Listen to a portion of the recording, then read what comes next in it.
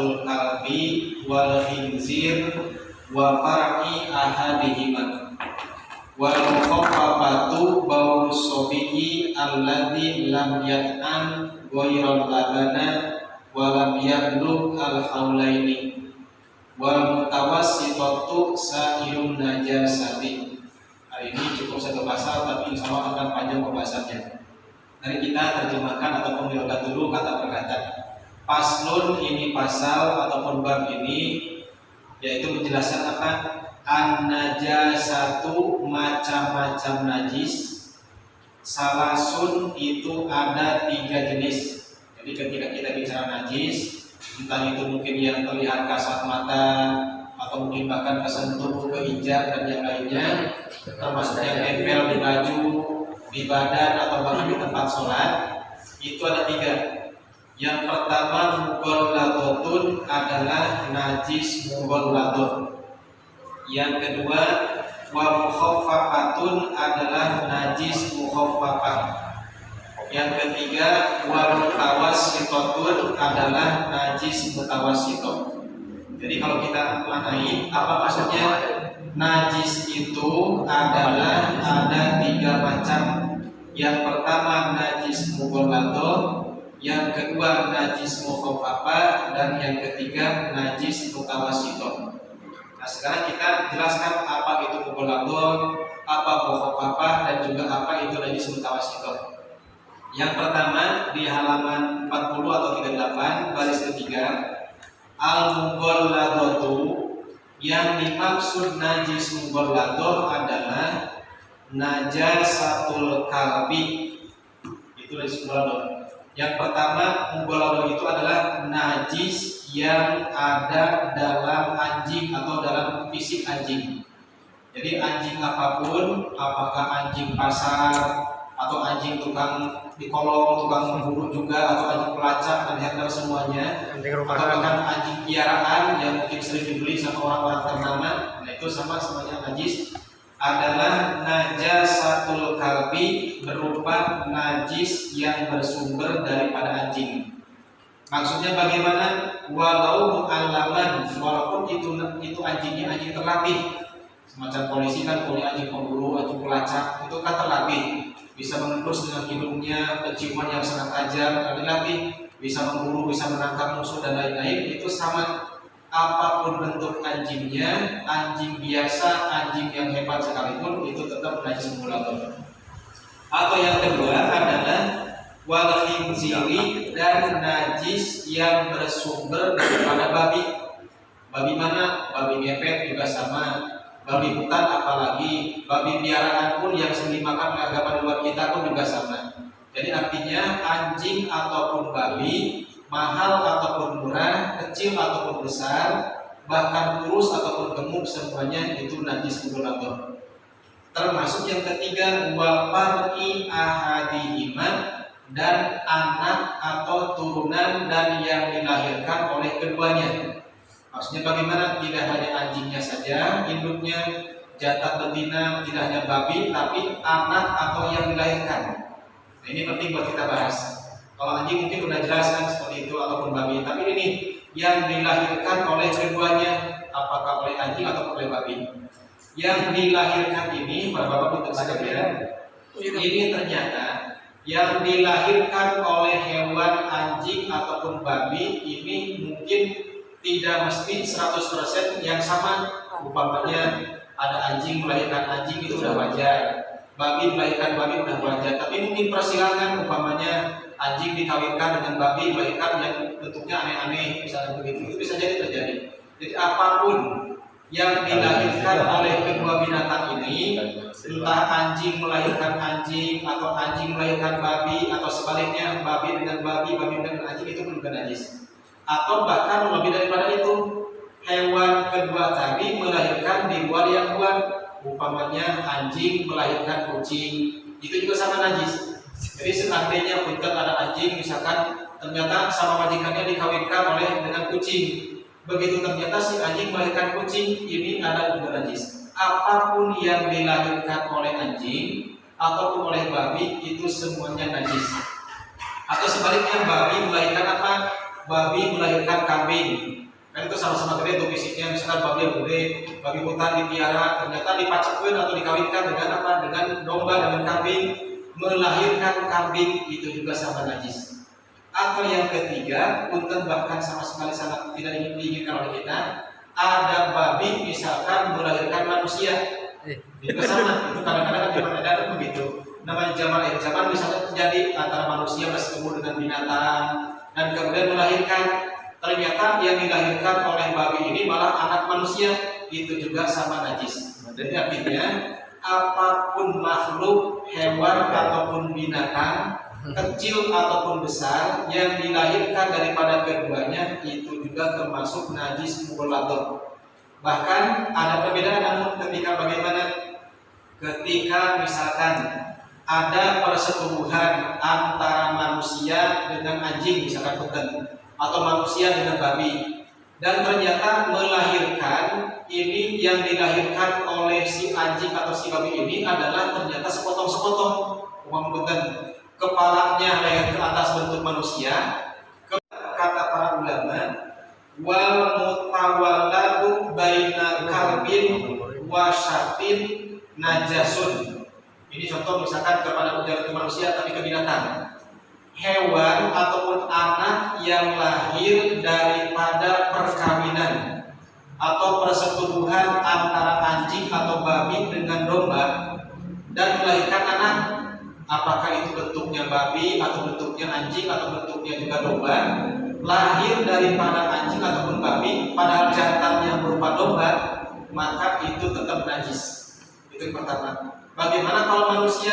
Bisa disebutkan juga wal mutawalladu adamiyun baina mughalladh wa adamiyun wa unsa kadzalika. Apapun yang lahir seorang manusia karena hasil persetubuhan antara anjing dengan manusia misalkan, atau antara babi dengan manusia, lahir manusia tetapi bentuknya kepala dan lehernya manusia tapi ke bawah ada anjing. Bagaimana itu kata fikih?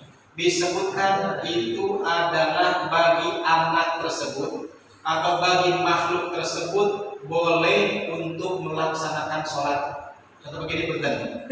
Ini contoh ini, makanya fikih ini detail. Kita mungkin aneh dan tabu, tapi kalau terjadi ini kita dapat hukumnya. Umpama satu, ada manusia mungkin sekjen menyimpan bersetubuh dengan babi, ternyata ini babi melahirkan yang namanya manusia bukan? Manusia ini disetubuhi oleh babi melahirkan anak. Anak ini untuk manusia. Nah, karena lahir daripada seorang wanita, maka ini suci. Tapi jika lahirnya daripada babi, daripada anjing, maka ini najis. Nah, bagaimana kalau ternyata ini babinya jantan, perempuannya wanita biasa, manusia, melahirkan anak berupa anak yang normal yang utuh, itu tetap diaku manusia. Atau bahkan sepotong manusia ke atas, sepotong binatang, itu juga tetap diaku sebagai manusia.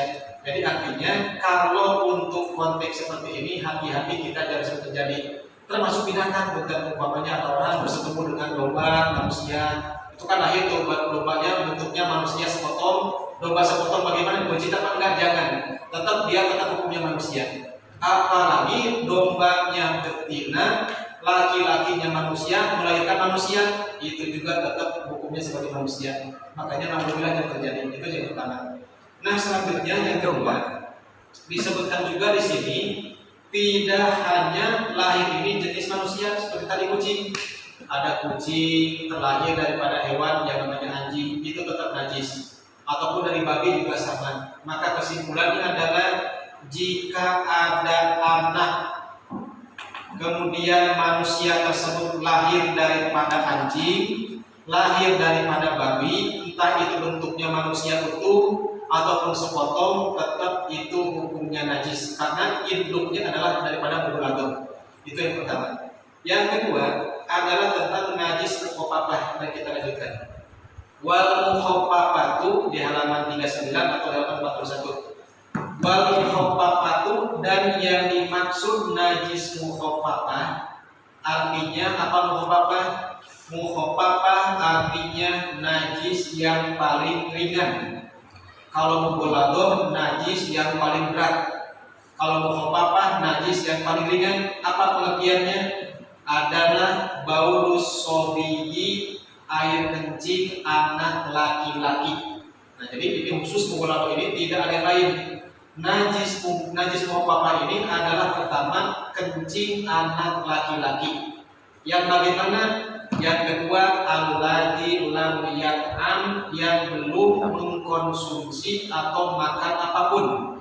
Jangankan makan nasi, makan kue pun belum, makan regal pun belum, atau makan bubur pun belum. Yang ketiga adalah bagaimana? Illal labana, kecuali air susu. Jadi pertama anak laki, kencing laki-laki, laki-lakinya pun belum makan apapun.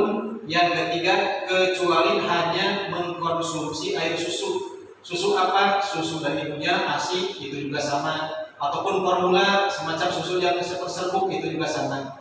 Dan yang keempat, walam yablugh al-haulaini, belum mencapai usia 2 tahun. Maka kesimpulannya anak laki-laki sekarang kan Pato punya anak tuh Patan ya, berapa tahun sekarang? 2 tahun pas. 2 tahun ya. Tapi udah makan belum? Udah. Nah, berarti nggak termasuk. Jadi syarat disebut najis mukhafafah ini adalah 4. Di luar yang 4 berarti udah bukan mukhafafah lagi, tapi udah naik kelas. Mukhafafah najis yang paling ringan, najis yang paling enteng, mengalahkan kotoran ayam, mengalahkan kotoran cicak. Ini paling enteng. Adalah 4 syaratnya. Pertama adalah berupa air kencing anak laki-laki yang belum umur 2 tahun, kemudian belum makan apapun dan hanya minum air susu. Entah itu susu ibunya, ada disebut ASI ataupun susu formula. Itu yang keempat syaratnya. Di luar itu, umpama anak baru setahun tapi udah makan bubur, bagaimana kalau kencing? Itu udah bukan mukhafafah lagi.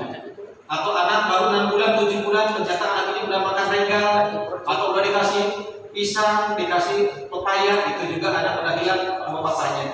Mukhafafah ini hanya untuk anak laki-laki dan kemudian umurnya di bawah 2 tahun, belum mengkonsumsi apapun kecuali air susu. Bagaimana perempuan? Anak perempuan sebulan, seminggu, 2 minggu, setahun itu bukan mukhafafah. Ini khusus untuk laki-laki. Kenapa dibedakan?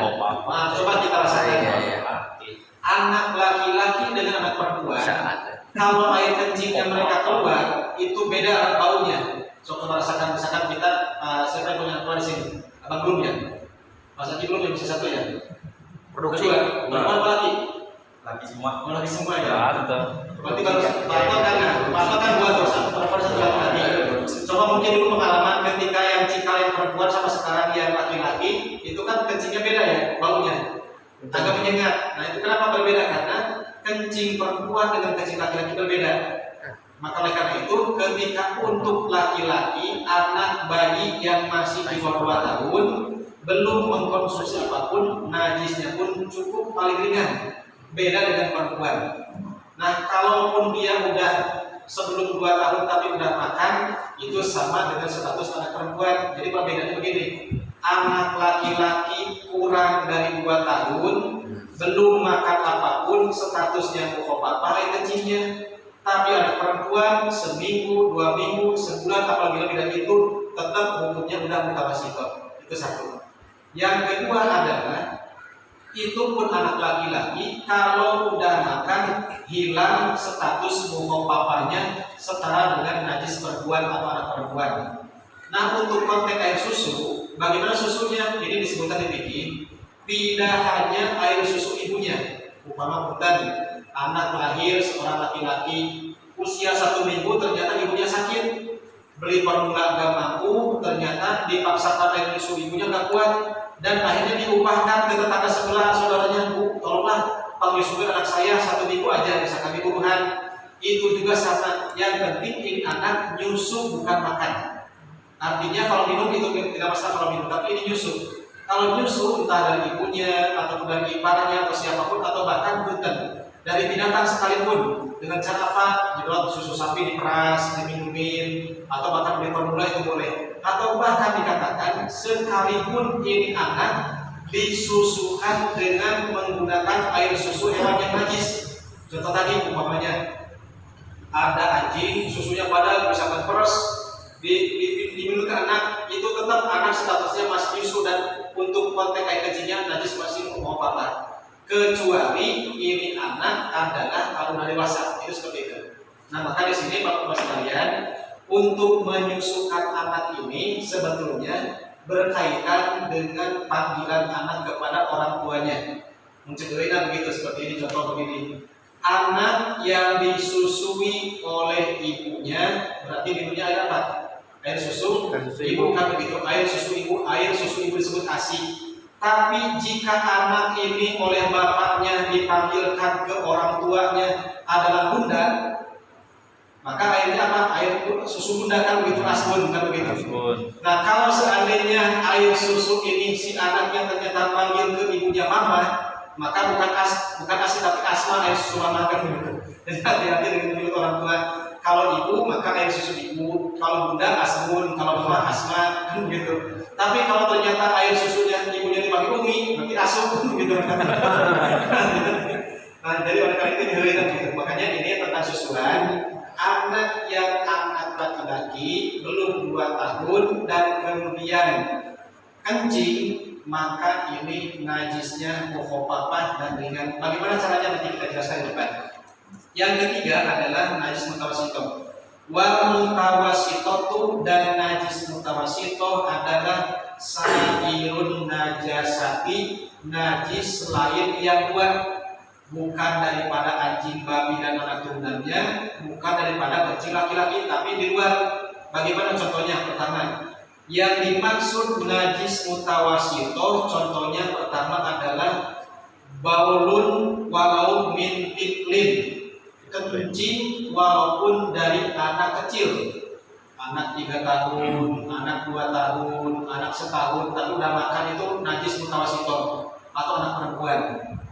Yang kedua, najis mutawasito adalah disebutkan al-mazi, yaitu madi. Ini penting buat kita.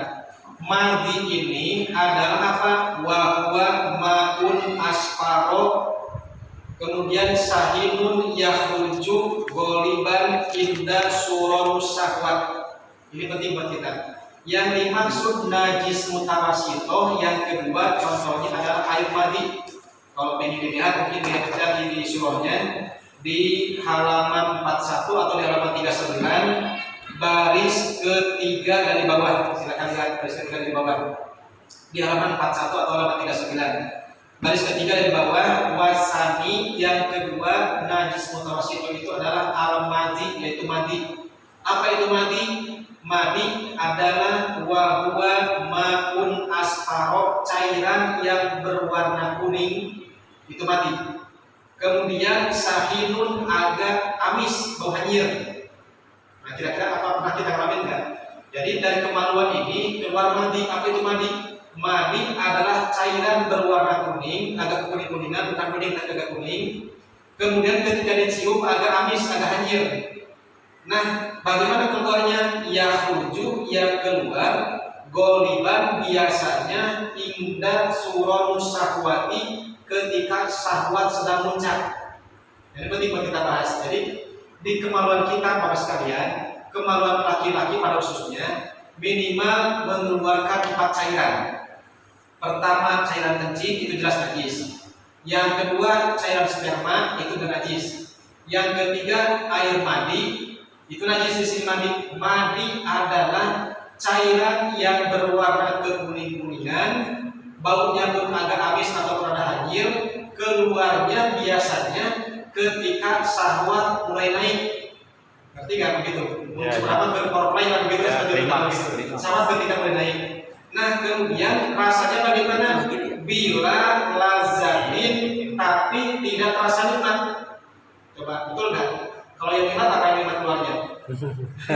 Jadi dibedakan. Jadi yang kencing itu najis, mandi pun najis. Mandi apa? Cairan berwarna kekuning-kuningan, bening karena bening, tapi agak kuning sedikit. Diambil ada bau hanyir.